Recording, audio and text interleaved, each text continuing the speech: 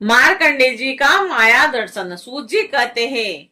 जब ज्ञान संपन्न मार्कंडे मुनि ने इस प्रकार स्तुति की, तब भगवान नर नारायण ने प्रसन्न होकर मार्कंडे जी से कहा। भगवान नारायण ने कहा कि सामान्य महर्षि शिरोमणि, तुम चित्त की एकाग्रता, तपस्या, स्व अध्याय, संयम और मेरी अनयन भक्ति से सिद्ध हो गए हो, और तुम्हारे इस आजीवन ब्रह्मचर्य व्रत की निष्ठा देखकर हम तुम पर बहुत प्रसन्न हुए हैं। तुम्हारा कल्याण हो। मैं समस्त वर देने वालों का स्वामी हूँ, और इसीलिए तुम अपना अभिष्ट वर मुझसे मांग लो। मार्कंडे मुनि ने कहा, देव देवेश शरणागत बयहारी अच्युते, आपकी जय हो, आपकी जय हो, जय हो। हमारे लिए बस इतना ही वर पर्याप्त है कि आपने कृपा करके अपने मनोहर स्वरूप का दर्शन कराया। ब्रह्मा शंकर आदि देवगण योग साधना के द्वारा एकाग्र हुए मन से ही आपके परम सुंदर श्री चरण कमलों का दर्शन प्राप्त करके कृतार्थ हो गए हैं। आज उन्हीं आपने मेरे नेत्रों के सामने प्रकट होकर मुझे धन्य बनाया है, और पवित्र कीर्ति मां अनुभवों के शिरोमणि कमल नयन, फिर भी आपकी कृपा के अनुसार मैं आपसे वर मांगता हूँ, और मैं आपकी वह माया देखना चाहता हूँ जिससे मोहित होकर सभी लोग और लोकपाल आदित्य वस्तु ब्रह्मा में अनेकों प्रकार के भेद विभेद देखने लगते हैं। सूत जी कहते हैं कि सोनक, इस प्रकार मार्कंडे मुनि भगवान नारायण की इच्छा अनुसार स्तुति पूजा कर ली एवं वरदान मांग लिया। तब उन्होंने मुस्कुराते हुए कहा, ठीक है, ऐसा ही होगा। और इसके बाद वे अपने आश्रम बद्री वन को चले गए, और मार्कंडेय मुनि अपने आश्रम पर ही रहकर निरंतर इस बात का चिंतन करते थे कि मुझे माया के दर्शन कब होंगे। और वे अग्नि, सूर्य, चंद्रमा, जल, पृथ्वी, वायु, आकाश एवं अंतकरण में और तो क्या सर्वत्र भगवान का ही दर्शन करते हुए मानसिक वस्तुओं से उनका पूजन करते रहते। कभी कभी तो उनके हृदय में प्रेम की ऐसी बाढ़ आ जाती कि वे उसके प्रवाह में डूबने उतरने लगते, और उन्हें इस बात की भी याद न रहती कि कब कहाँ किस प्रकार भगवान की पूजा करनी है। सोनक जी, एक दिन की बात है, संध्या के समय पुष्पभद्रा नदी के तट पर मार्कंडेय मुनि भगवान की उपासना में तन्मय हो रहे थे, और ब्रह्मा उसी समय एकाएक बड़े जोर की आंधी चलने लगी, और उस समय आंधी के कारण बड़ी भयंकर आवाज होने लगी, और बड़े विकराल बादल आकाश में मंडराने लगे, और बिजली चमक चमक कर कड़कने लगी, और रथ के धुरे के समान जल की मोटी मोटी धाराएं पृथ्वी पर गिरने लगी। और यही नहीं, मार्कंडे जी मुनि को ऐसा दिखाई पड़ा कि चारों समुद्र मुनि को ऐसा दिखाई पड़ा कि चारों ओर से चारों समुद्र समूची पृथ्वी को निगले हुए उमड़े आ रहे हैं, और आंधी के वेग से समुद्र में बड़ी बड़ी लहरें उठ रही है, और बड़े भयंकर भंवर पड़ रहे हैं, और भयंकर ध्वनि कान फाड़े डालती है, और स्थान स्थान पर बड़े बड़े मगर उछल रहे हैं, और उस समय बाहर भीतर चारों ओर जल ही जल दिखता था। ऐसा जान पड़ता था कि उस जल राशि में पृथ्वी ही नहीं, स्वर्ग भी डूबा जा रहा है, और उससे ऊपर वेग से आंधी चल रही थी, और बिजली चमक रही थी। इससे संपूर्ण जगत संतप्त हो रहा था। जब मार्कंडेय मुनि ने देखा कि इस जल प्रलय से सारी पृथ्वी डूब गई, उद्भिज, स्वेदज, अंडज और जरायुज, चारों प्रकार के प्राणी तथा स्वयं वे भी अत्यंत व्याकुल हो रहे थे। तब वे उदास हो गए, और साथ ही अत्यंत भयभीत भी, और उनके सामने ही प्रलय समुद्र में भयंकर लहरें उठ रही थी, और आंधी के वेग से जलाशय उछल रही थी, और प्रलयकालीन बादल बरस बरस कर समुद्र को और भी बढ़ते जा रहे थे। और उन्होंने देखा कि समुद्र ने द्वीप, वर्ष और पर्वतों के साथ सारी पृथ्वी को डुबो दिया, और पृथ्वी, अंतरिक्ष, स्वर्ग और ज्योतिर्मंडल, नक्षत्र, ग्रह एवं तारों का समूह, दिशाओं के साथ तीनों लोक जल में डूब गए। बस उस समय एकमात्र महामुनि मार्कंडे ही बच रहे थे, और उस समय वे पागल और अंधे के समान जटा फैलाकर यहाँ से वहां और वहां से यहाँ भाग भाग कर अपने प्राण बचाने की चेष्टा कर रहे थे। वे भूख और प्यास से व्याकुल हो रहे थे, और किसी और बड़े मगर तो किसी और बड़े बड़े तिमिलिंग मच्छ उन पर टूट पड़ते, और किसी ओर से हवा का झोंका आता तो किसी ओर से लेरों के थपेड़े और उन्हें घायल कर देते। इस प्रकार इधर उधर भटकते भटकते वे अपार अज्ञान अंधकार में पड़ गए और बेहोश हो गए,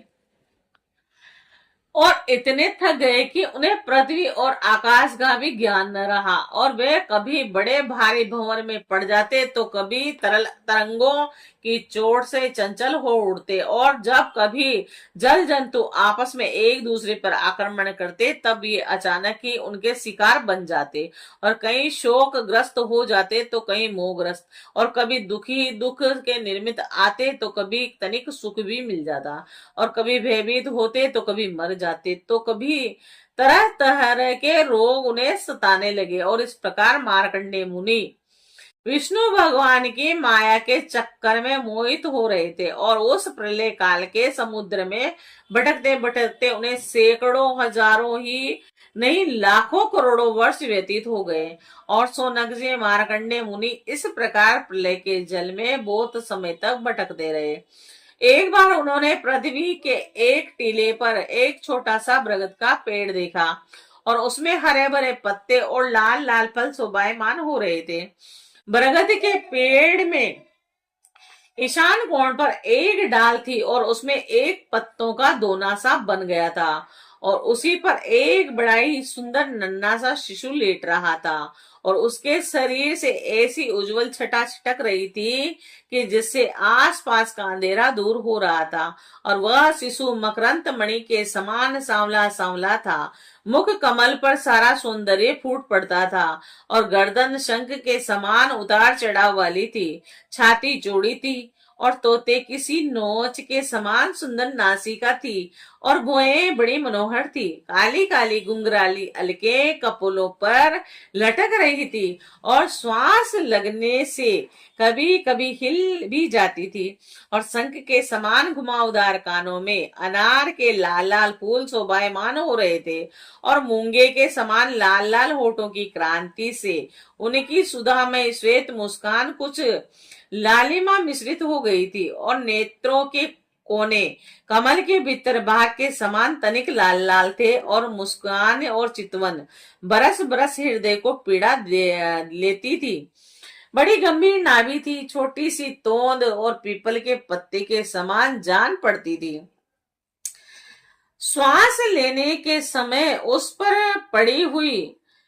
बले तथा नाभि भी हिल जाया करती थी, और नन्हे नन्हे हाथों में बड़ी सुंदर सुंदर उंगलियां थी। वह शिशु अपने दोनों कर कमलों में से एक कर कमल को मुख में डालकर चूस रहा था, और मार्कंडेय मुनि यह दिव्य दृश्य देखकर अत्यंतित विस्मित हो गए। और सोनक जी इस दिव्य शिशु को देखते ही मार्कंडेय मुनि की सारी थकावट जाती रही, और आनंद से उनके हृदय कमल और नेत्र खिल गए, और शरीर पुलकित हो गया। और उस नन्हे से शिशु के इस अद्भुत भाव को देखकर उनके मन में तरह तरह की शंकाएं, यह कौन है इत्यादि आने लगी, और वे शिशु से यह बात पूछने के लिए उसके सामने सरक गए। अभी मार्कंडेय जी पहुंच भी न पाए थे कि वो उस शिशु के श्वास के साथ उसके शरीर के भीतर और उसी प्रकार घुस गए जैसे कोई मगर किसी के पेट में, कोई मच्छर किसी के पेट में चला जाए। और उस शिशु के पेट में जाकर उन्होंने सब की सब वही दृष्टि देखी जैसी प्रलय के पहले उन्होंने देखी थी, और वह सब विचित्र दृश्य देखकर आश्चर्यचकित हो गए, और वे मोहवश कुछ सोच विचार भी न कर सके। और उन्होंने उस शिशु के उदर में आकाश, अंतरिक्ष, ज्योतिर्मंडल, पर्वत, समुद्र, द्वीप, वर्ष, दिशाएं, देवता, दैत्य, वन, देश, नदियां, नगर और खाने, किसानों के गांव, अहीरों की बस्तियां, आश्रम, वर्ण और उनके आचार व्यवहार, पंच महाभूत और भूतों से बने हुए प्राणियों के शरीर तथा पदार्थ,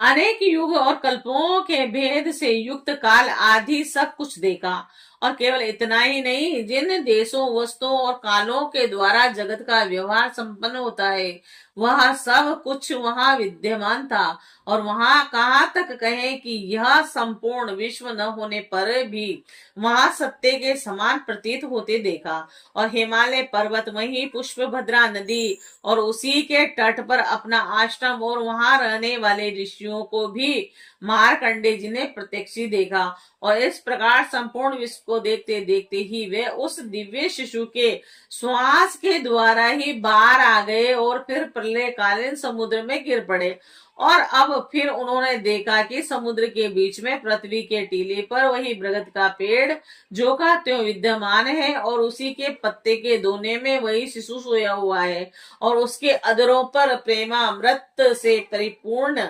मंद मंद मुस्कान और अपने प्रेम पूर्ण चितवन से वह मार्कंडे जी की ओर देख रहा है। अब मार्कंडे मुनि इंद्रियातीत भगवान को, जो शिशु के रूप में कीड़ा कर रहे थे, नेत्रों के मार्ग से पहले ही हृदय में विराजमान हो चुके थे, और आलिंगन करने के लिए बड़े श्रम और कठिनाई से आगे बढ़े। परंतु सोनक जी भगवान केवल योगियों के ही नहीं, स्वयं योग के भी स्वामी हैं, और उनके हृदय में छिपे रहने वाले भी हैं। और अभी मार्कंडे मुनि उनके पास पहुंच भी न पाए थे कि वे तुरंत ही अंतर्ध्यान हो गए। ठीक वैसे ही जैसे अभागे और असमर्थ पुरुषों के परिश्रम का पता नहीं चलता कि वह फल दिए बिना ही क्या हो गया, और सोनक जी उस शिशु के अंतर्ध्यान होते ही वह बरगद का वृक्ष तथा प्रलयकालीन दृश्य एवं जल भी तत्काल लीन हो गया। और मार्कंडे मुनि ने देखा कि मैं तो पहले के समान ही अपने आश्रम पर बैठा हुआ हूँ। जय श्री राधे, जय श्री कृष्णा।